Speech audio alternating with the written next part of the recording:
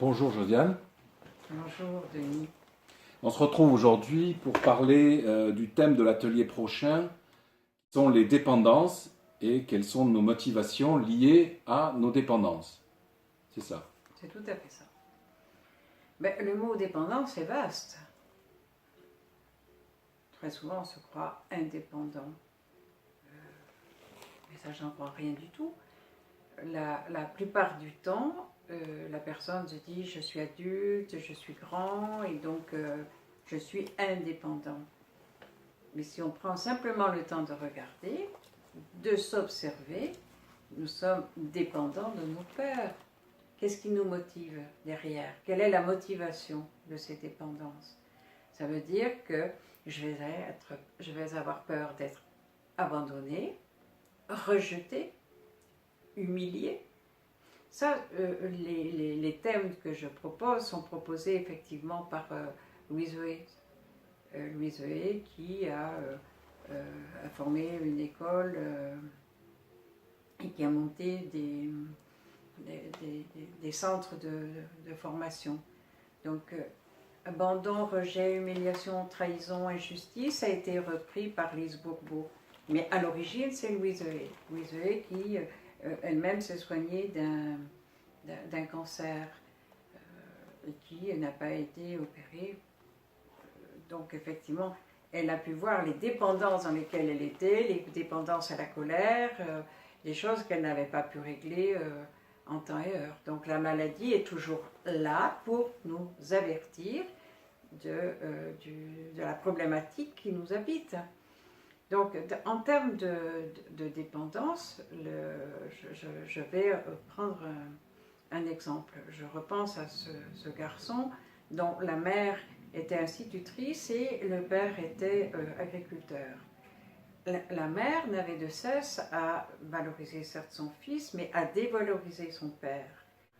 Donc en fait, dans la dépendance, à un moment donné, dans le regard, ce garçon a passé des examens et à un moment donné, il n'a pas pu dépasser son père. Donc il s'est mis en échec parce qu'il ne peut pas dépasser le père. Donc c'est bref comme sujet, je fais un raccourci sur l'histoire. Mais n'empêche que les dépendances sont là. À qui je réponds? Quand je m'entends dire, il faut que, à qui je réponds? Qui a dit qu'il fallait, je ne sais pas. N'empêche que le but de la vie, c'est de la vivre et parler. Si je remplace par exemple le mot il faut par j'ai envie de, déjà je suis en vie. Voilà. Donc quitter ces dépendances pour pouvoir être vraiment soi. On fait partie d'une famille. Et il est difficile d'en sortir. Donc il est hyper important effectivement de parler de soi.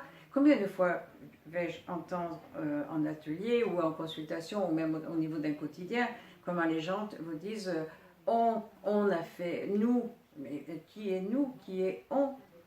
D'ailleurs, quand vous avez un entretien à la télévision, vous avez un sportif qui vient de gagner. L'interview se passe en disant « Et comment avez-vous vécu ?» La personne ne parle pas d'elle, elle dit « on a vécu »,« on », comme s'il y avait obligation de parler pour les autres, comme si la société ne peut pas parler pour soi. L'individu a du mal de parler de soi. Chaque personne a besoin d'être identifiée dans une famille. Et nombre de personnes ne se reconnaissent pas dans la famille, donc vont chercher ailleurs. Donc le besoin, quand la personne va dire nous et on, c'est besoin d'être... J'ai envie d'être unique, à condition de faire partie du groupe. Voilà. Par exemple, je reviens sur ce cas de ce garçon. On va parler pas de destruction, mais il ne s'est pas donné les moyens d'aller au-delà. Au-delà de... son père est agriculteur et je n'ai pas le droit de le dépasser. Donc je suis bien dépendante du regard. J'ai peur de quitter mon père. Voilà. Donc son travail personnel, ce sera justement de se dépasser. Et bien d'aller à la rencontre et se donner le droit.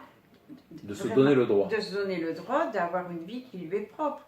Parce que si moi je deviens, mon père est agriculteur, moi demain, avec les études qui sont les miennes, je vais devenir avocat. On n'est plus dans la même situation.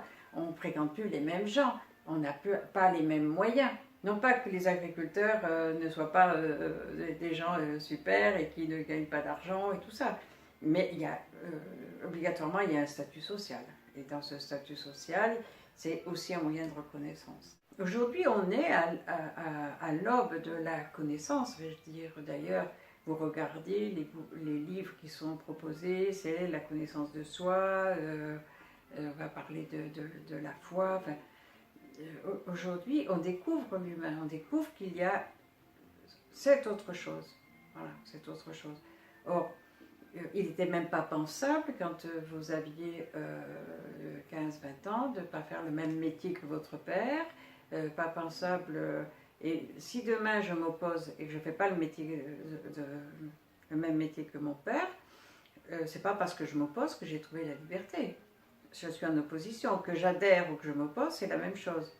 C'est aller faire un travail. Qui vraiment travaille? Qui fait ça? Est-ce que c'est vraiment moi qui ai envie d'avoir cette situation-là? Ou à qui je réponds? Donc, samedi, nous allons parler des dépendances, de nos dépendances Oui. et de nos motivations. Ben, oui, ce qui nous motive, c'est la peur d'être abandonné. La peur. Qu'est-ce qui motive la dépendance? C'est peut-être aussi la peur du vide. Il y a plusieurs thèmes. On l'a dans la présentation. Je ne vais pas mettre tout en avant. Mais ça va pouvoir être la dépendance affective, mais ça va être aussi la dépendance au sucre, la dépendance à l'alcool. Mais qu'est-ce qui motive? Voilà, qu'est-ce qu'il y a derrière? Parce qu'une fois qu'on a dit il ne faut pas boire, il ne faut pas manger de sucre, il ne faut pas. Qui a dit qu'il fallait pas? Il est plus important de voir qu'est-ce qui motive cette dépendance. Oui. La dépendance jusqu'à l'addiction. Oui. Et la motivation que nous avons dans ces dépendances et ces addictions, et comment pouvoir travailler pour en sortir. Pour en sortir. Justement, pour être présent. Le but de la vie, c'est d'accepter d'être ce que je suis. Si ça me va bien d'être contrôlée tous les jours par mon mari, qui me dit où tu vas et tout ça, et que si ça me va bien, il n'y a aucun problème. Là, je suis dépendante du regard de mon mari. Ou par exemple, quand là tout à l'heure j'avais une personne en consultation qui, la fille, a fait passer un véritable interrogatoire à la mère. Donc la mère, elle est en dépendance du regard de sa fille. Ça veut dire qu'elle elle dit pas non, alors que la fille demande des choses même qui ne la concernent pas. Enfin, et la mère, elle est là, donc la dépendance dans laquelle elle est. J'ai peur d'être abandonnée, j'ai peur de ne pas être aimée, j'ai peur de ne pas être une bonne mère.